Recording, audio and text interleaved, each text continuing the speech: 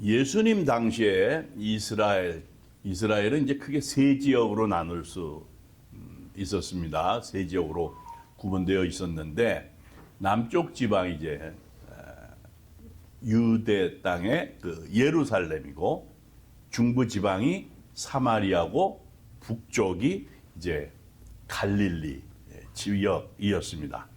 이 갈릴리는 우리가 아는 대로 예수님께서 주로 활동하셨던 무대고 예수님께서 태어나신 곳은 베들레헴이에요. 베들레헴인데 자라신 곳은 나사렛이라고요. 나사렛은 그 북부 갈릴리에 있는 도시입니다. 주님께서 여기서 30년을 사셨죠. 그리고 복음을 위해서 사람들을 부르시고 기적을 행하시고 말씀을 가르치신 곳입니다.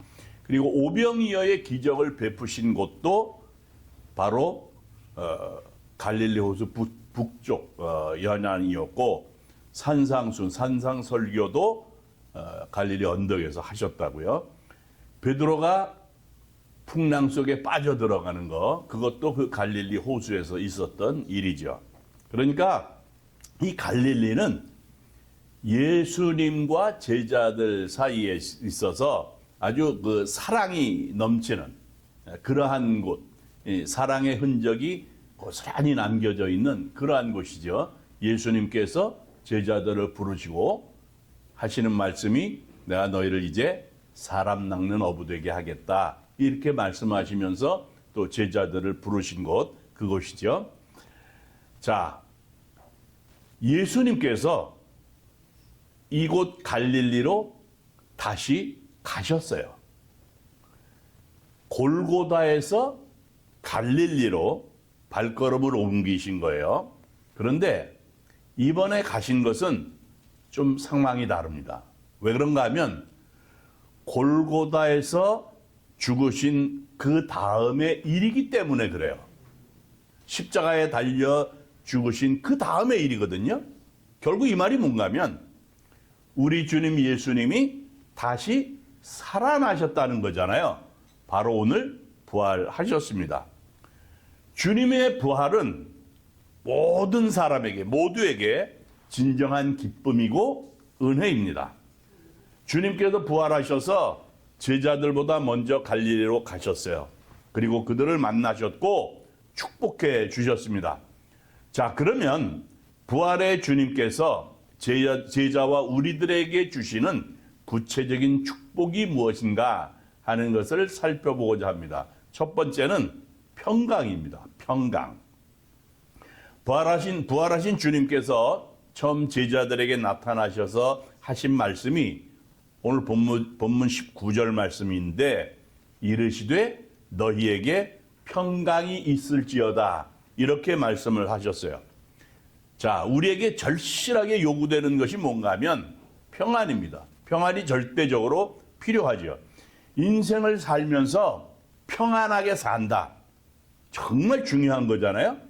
주님께서 우리에게 평안을 주시기 위해서 이 땅에 오셨다고요. 특별히 부활하신 주님께서 우리에게 평안을 가장 큰 은혜로 베풀어 주십니다. 이 놀라운 주님의 평안이 늘 가득한 삶을 살아야 되겠습니다.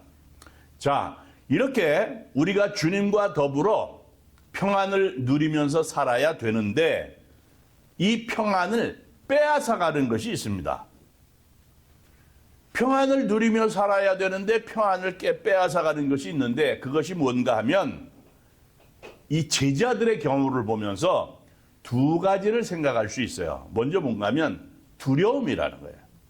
두려움이 있잖아요.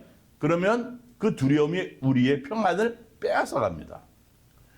두려움이 있으면 불안해서 사람이 평안할 수가 없어요. 제자들이 바로 그랬다고요.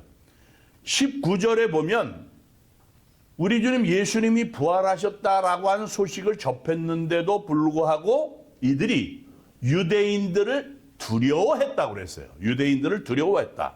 그래서 그들이 모인 곳의 문을 닫고 있었다고 말씀을 하고 있어요. 바로 이렇게 두려움 때문에 평안을 이루지 못하는 거죠. 그럼 왜 두려움이 생길까? 그거는 죽을까 봐. 죽음의 공포 때문에 그래요. 자, 이 제자들도 예수님이 십자가에 달려 죽으신 것처럼 자기들도 잡히면 죽게 된다라고 하는 죽음의 공포가 있었다고요. 두려움이 있었어요. 우리도 마찬가지라고요. 죽음의 공포, 이런 것들로 인해서 사람이 두려워하게 되고 그래서 평안하지 못하게 돼요. 죽음의 공포. 그런데 우리 주님께서 바로 그 죽음의 공포, 두려움의 실체를 없애기 위해서 부활하신 거예요. 바울이 고린도전서 15장 55절부터 57절까지의 말씀을 보게 되면 이렇게 선포를 하고 있어요. 사망아, 너의 승리가 어디 있느냐? 사망아, 너의 쏘는 것이 어디 있느냐? 사망이 쏘는 것은 죄요, 죄의 권능은 율법이라. 우리 주 예수 그리스도로 말미암아 우리에게 승리를 주시는 하나님께 감사하노니, 그렇게 고백했어요. 우리 주님이 부활하셔서 우리가 죽지 않고 살게 된 거예요. 영생을 누리게 됐다고요. 주님의 부활로 말미암아 우리가 죽음의 공포에서 벗어나게 된 거예요. 우리에게 이김을 주신 거예요. 부활의 소망을 갖게 됐죠. 영원한 생명을 누리게 됐어요. 그러니 영원한 생명을 누리게 됐으니 죽음을 두려워하지 않게 됐다고요. 죽음의 공포에서 벗어나게 됐다고요. 그렇게 주님의 부활로 임한 그 승리를 우리가 누리면서 살 수 있어야 되겠습니다. 그래서 죽음의 공포, 두려움의 공포에서 다 벗어나서 정말 담대하게 믿음을 가지고 평안을 누리면서 살아가는 그러한 삶이 되어야 될 줄 믿습니다. 평안을 뺏는 것이 또 뭔가 하면 걱정, 근심 이런 것들이잖아요. 지금 제자들이 근심에 빠져 있는 거예요. 주님이 부활하셨는데도 기뻐하지 못하고 지금 걱정하고 있어요. 주님께서 그러한 제자들의 짐을 벗어주기 위해서 주님이 평강을 말씀을 하신 거예요. 평강을 선포하셨다고요. 두려움에서 해방되는 거예요. 근심에서 해방되기 위해서 평강을 주신 거예요. 우리 인생에서 세상 사람들에게 있어서 가장 많이 반복되는 것이 뭔가 하면 근심, 걱정, 불안, 초조, 염려 이런 것들이잖아요. 세상의 모든 사람 다 근심하고 걱정하고 염려하면서 살아가요. 그래서 찬송가에 어떤 가사가 있는가 하면 369장 3절에 근심, 걱정, 무거운 짐 아니 진짜 누군가 피난처는 우리 예수 주께 기도드리세, 이렇게 되어 있다고요. 그리고요 486장 1절을 보면 이 세상에 근심된 일이 많고 참 평안을 몰랐구나 그래요. 그리고 2절에서는 이 세상에 곤고한 일이 많고 참 쉬는 날 없었구나 그러죠. 그래서 3절을 보면 이 세상에 죄악된 일이 많고 참 죽을 일 쌓였구나 그랬다고요. 이게 바로 인생이에요. 우리가 사는 인생이라고요. 그래서 성경은 끊임없이 우리에게 말씀하는 게 뭔가 하면 염려하지 말라는 거예요. 근심하지 말라는 거예요. 이게 염려하지 말고 근심하지 말라고 하는 이 말씀이요 500회 이상 반복되고 있다고요. 하나님을 믿는다고 한다면, 우리 주님 예수님을 믿는 사람이라고 한다면 더더욱 근심하지 말아야 된다고요. 근심과 걱정이 우리에게 다가올 때마다 부활의 주님을 바라볼 수 있어야 돼요. 부활의 주님을 바라보면서 찬송하고 기도하시기를 바랍니다. 모든 걱정에서 다 벗어나게 되고 평안을 누리게 될 줄로 믿습니다. 그러한 삶을 사시기를 바랍니다. 자, 두 번째로 부활의 주님이 주시는 구체적인 축복은 뭔가 하면 성령이에요. 성령. 오늘 22절 말씀을 보면 이 말씀을 하시고 그들을 향하사 숨을 내쉬며 이르시되 성령을 받으라, 이렇게 말씀하셨어요. 바로 우리 주님이, 부활의 주님께서 주시는 은혜와 축복이죠. 그들은 이렇게 성령을 받았어요. 제자들이 성령을 받았다고요. 성령이 그들에게 충만히 임했지요. 비둘기처럼 임했어요. 바람같이, 물같이, 불같이 그렇게 임했다고요. 그들이 성령을 받았다라고 하는 것은 다시 크게 두 가지로 결과가 나타난 것을 볼 수 있어요. 먼저 능력을 받았다는 거예요. 주님께서 주시는 그 축복 성령, 이 성령을 받았다는 것은 능력을 받았다는 그러한 얘기가 되는 거예요. 성령은 능력을 상징하는 거라고요. 사도행전 1장 8절에 뭐라 그런가 하면 오직 성령이 너희에게 임하시면 너희가 권능을 받고 그랬잖아요. 오늘 말씀에도 그랬어요. 주님께서 성령을 받으라 이렇게 말씀을 하셨어요. 그렇게 말씀을 하시고 선포를 하신 다음에 성령이 임할 때 받는 능력을 23절에서 말씀을 하셨어요. 어떻게 말씀을 하셨는가 하면 너희가 누구의 죄든지 사하면 사하여질 것이요 누구의 죄든지 그대로 두면 그대로 있으리라. 예수님이 그렇게 말씀하셨다고요. 그러니까 성령이 임하는 곳의 능력을 보여주는 말씀이에요. 성령이 임하게 되면 나타나는 능력을 말씀해 주고 있는 거예요. 성령은 그래서 능력과 관계가 있는 거예요. 이 신앙인의 삶, 우리의 믿음과 이 삶, 신앙인의 삶, 이것은요, 사실은 다이너마이트, 핵폭탄, 이런 것보다 더 능력이 있는 힘이 있다는 거예요. 바로 우린 이것을 믿어요. 보이지 않는 그 성령의 역사하심이 보이는 우리의 삶의 능력으로 나타난다는 거예요. 사람들이 많이 사용하는 말 가운데 카리스마라고 하는 말 있잖아요. 카리스마.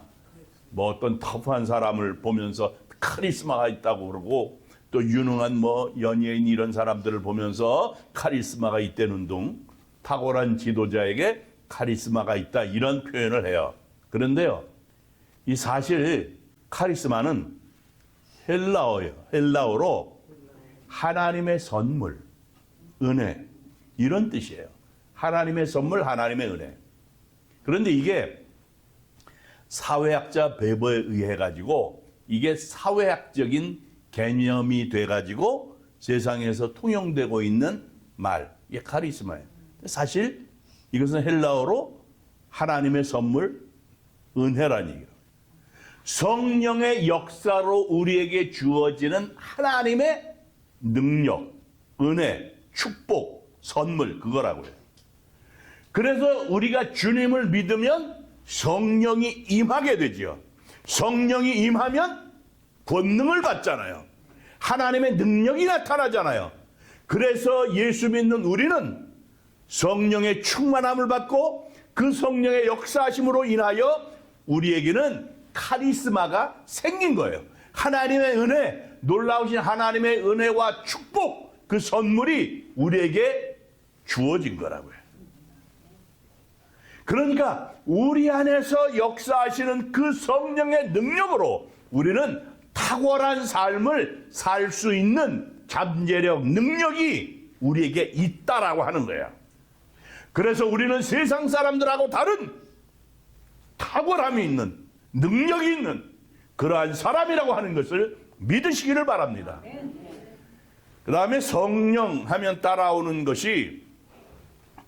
결과가 있는데, 자, 금방 능력에 대해서 말씀을 드렸잖아요. 능력과 함께 깨달음이라고 해요. 깨달음. 우리가 요한복음 16장을 보면 우리 주님 예수님께서 성령이 어떠한 일을 하신다고 하는 그러한 말씀을 하셨다고요. 그걸 한마디로 요약하면 뭔가 하면 깨달음이라. 성령께서 깨닫게 하신다는 거예요. 깨달음을 주신다는 거예요. 알게 하신다는 거예요. 그러니까 성령이 임한 곳에 나타나는 결과지요. 성령이 임하시게 되면 깊은 깨달음이 생기게 된단 말이에요. 우리 안에 성령이 계시죠. 성령이 역사하시니까, 우리의 삶에서 성령이 역사하시니까 우리가 날마다 깨닫게 되는 거예요. 그리고 더 많이 깨닫게 되고 그러면서 감사하는 삶을 살게 되잖아요. 인간의 변화라든가 성숙이라든가 이런 것들은 사실은 깨달음부터 시작이 되는 거거든요. 그러니까 우리가 날마다 주님 앞에 나와서 주님과 동행하며 주님 앞에 엎드리며 주님 앞에 기도하고 주님과 함께 동행하고 그럴 때 성령이 우리 안에 역사하셔서 놀라운 깨달음의 은혜가 넘치게 된다고요. 그러한 삶을 살아가시기를 바랍니다. 그 다음에 하나님께서 부활의 주님께서 우리에게 주시는 축복, 먼저 평강을 얘기했잖아요. 그리고 성령을 말씀을 드렸어요. 이제는 세 번째로 사명이라고요. 사명. 21절 말씀을 보면 예수님께서 또 이르시되 너희에게 평강이 있을지어다. 아버지께서 나를 보내신 것 같이 나도 너희를 보내노라. 이렇게 말씀을 했어요. 예수님께서 너희에게 평강이 있을지어다. 너희에게 평강이 있을지어다. 그러시면서 하시는 말씀이 아버지께서 나를 보내신 것처럼 나도 너희를 보낸다. 이렇게 말씀하셨다고요. 부활하신 주님께서 제자들에게 이렇게 세상으로 보내신 거예요. 사명을 주신 거예요. 사명을 맡기신 거예요. 그래서 제자들이 성령의 능력으로 주님께로부터 받은 그 귀한 사명을 감당하기 위해서 정말 신실하게 열심히 충성하며 살았어요. 그래서 사도행전의 역사를 이루었다고요. 자, 이들이 바로 제자들이 주님께 받은 사명 역시 두 가지로 요약을 할 수 있는데 하나는 복음을 전파하는 사명이에요. 이게 사도행전에 너무나도 잘 나타나고 있잖아요. 부활의 증인이 됐잖아요. 주님이 죽으셨고 주님이 다시 살아나셨다. 바로 이 복음, 이걸 만나는 사람들에게 전했잖아요. 발이 닿는 곳마다 부활의 주님을 증거했단 말이에요. 그들을 핍박하고 고통을 주는 사람들에게 그들을 오히려 불쌍히 여기면서 그들에게 복음을 전했다고요. 그렇게 복음을 전하는 열정과 헌신으로 인해서 수많은 사람이 복음을 알게 되고 만나게 되고 그래서 주님을 믿고 부활의 주님을 인격적으로 만나면서 하나님의 자녀들이 되는 놀라운 역사가 나타나게 됐단 말이에요. 그렇게 전해진 복음이 주님의 말씀처럼 예루살렘에서 사마리아로 또 사마리아에서 땅끝까지 전파되고 우리에게까지 전해진 거잖아요. 바로 주님께서 이 일을 위해서 제자들을 세우셨고 또 우리를 부르신 거라고요. 우리가 부활주일에 그냥 우리만 즐거워하는 그것이 아니라 부활의 주님이 우리에게 맡겨주신 그 부활의 주님을 전하는 그 사명을 신실하게 감당할 수 있어야 됩니다. 바로 교회는 이러한 사명을 위해서 존재하는 거예요. 그 다음에 제자들에게 임한 두 번째, 사명 두 번째는 뭔가 하면 복음 전파하는 것과 함께 우리의 달라진 삶, 이거예요. 제자들의 달라진 삶, 달라진 삶이에요. 주님께서 주님의 제자로 부름을 받은 그러한 사람들, 주님을 믿는 자로 살아가는 이러한 사람들은 뭔가 좀 달라져야 되잖아요. 달라진 사람으로 살아가야 된다고요. 달라진 사람으로 살라고 제자들을 보내신 거예요. 제자들이 이 사명 정말 잘 감당했잖아요. 정말 한마디로 말하면 완전히 달라진 사람들이었어요. 더 이상 두려워하지 않습니다. 더 이상 무식한 어부가 아니더라고요. 더 이상 거칠은 그러한 사람들도 아니에요. 그들의 생각과 마음이, 인격이 너무나도 잘 다듬어졌어요. 그래서 말로만이 아니라 삶으로, 인격으로 우리 주님 예수 그리스도의 제자라고 하는 것을 증거하는 일에 열심이었고 그래서 큰 열매를 맺게 됐잖아요. 우리가 주님을 믿는다는 것은 뭔가 좀 달라진 사람으로 세상에서 나타나야 되는 겁니다. 우리의 달라진 모습, 우리의 달라진 인격, 달라진 삶. 바로 이것을 통해서 하나님의 영광을 드러낼 수 있어야 되고 부활의 주님을 증거하는 그러한 사람으로 살아가야 된다는 거예요. 물론 아직 많이 부족합니다. 아직 많이 부족하지만 나 자신부터, 우리 자신부터 다시 시작해야 되는 거죠. 내가 부활의 주님을 만났으니 부활의 주님을 믿는 사람들로서 해야 할 일이 바로 그거라고요. 나의 부족함을 돌아볼 줄 알고 그리고 정신 차리고 근신하고 깨어서 다시 일어설 수 있어야 되겠다는 거예요. 결단하고 나가게 되면 하나님께서 분명히 도우실 줄로 믿습니다. 주님이 용기를 주실 줄로 믿습니다. 성령이 우리 안에서 힘을 주시고 놀랍게 역사하여 주실 것입니다. 주님이 부활하셨어요. 부활의 주님께서 오늘 우리에게 오셔서 은혜와 축복을 내려주십니다. 평안으로 우리를 사랑하시고 성령으로 우리에게 힘과 능력을 허락하여 주시고 그리고 사명으로 우리를 이끌어 가십니다. 이 귀한 부활주일에 우리에게 주시는 말씀을 우리의 마음에 담고 그 하나님의 말씀을 붙잡고 부활의 주님과 함께 승리하며 살아가는 하나님의 백성들이 되시기를 주님의 이름으로 축원합니다.